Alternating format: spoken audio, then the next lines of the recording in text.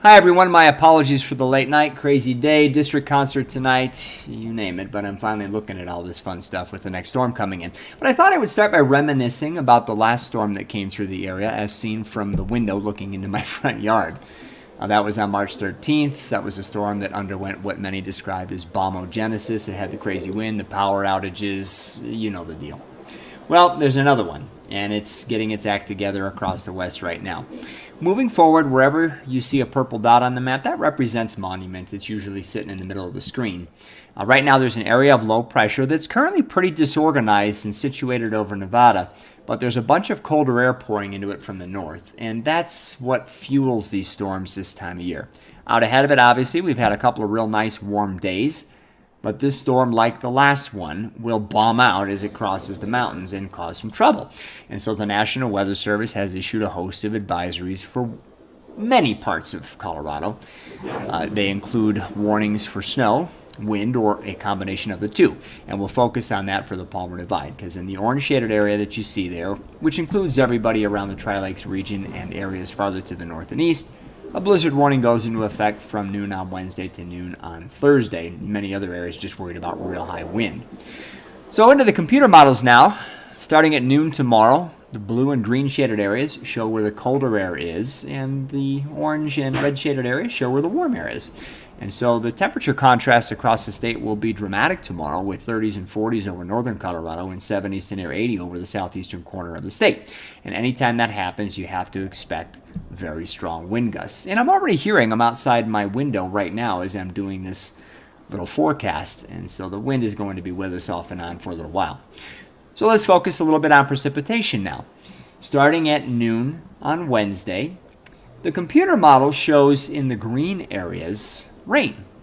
Where you see blue on the map, that's snow. Pink is some sort of icing, freezing rain, sleet, something of the sort. The snow at noon tomorrow will mainly be over the mountains and up near the Wyoming state line, which is where the colder air at that time will be situated, at least the deeper colder air. But real quickly, that's going to come south, so that by 3 o'clock, notice the colors have quickly shifted to blue here across the Palmer Divide, which indicates some areas of snow, and the dark blue areas in particular showing heavy snow. And so some problems with that. It's been so warm the last couple of days. I mean, the roads will initially be pretty warm, and it'll actually be warm tomorrow morning. And so what starts to fall, whether it's rain or a wet snow, will end up being water on the roads for a while. But as the temperature gets quickly colder tomorrow, the problem is that that's probably going to turn to ice. And so you'll have a nice layer of ice underneath what will eventually be some accumulating snow. Add to that the wind, which by 3 o'clock will start to pick up. Again, the purple dot shows where Monument is. The pink shading that you see here on the map is showing wind gusts running between 30 and 40 miles an hour. They will increase gradually through the afternoon and hit the 40 to 60 mile an hour range during the evening, and perhaps gust even higher than that at times. And with snow likely flying, that's going to lead to periodic whiteout conditions as we head into the later afternoon and evening hours. So we would not recommend travel across the Palmer Divide at that time frame. As far as total snowfall accumulations go, I don't think this is going to be quite as prolific of a snowmaker as the March 13th storm, mostly because it's going to move through pretty quickly, and that will tend to limit the overall snowfall accumulations. But regardless, the pink areas on the map here show more than 6 inches of snow in this particular computer model. I think the heaviest of it will fall between about 2 o'clock in the afternoon and 9 o'clock in the evening. My best guess is that for most of us here around the Tri-Lakes area, and it will be elevation dependent, somewhere between about 4 and 7 inches, though there could be a few spots right along the top of the hill, County Line Road, the usual suspects, maybe pick up 8 inches.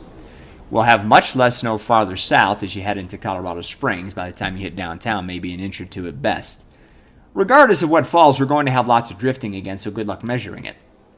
And by the way, after this storm moves out, the computer models are showing another little wave of snow coming through Friday and Friday night, probably late in the day Friday.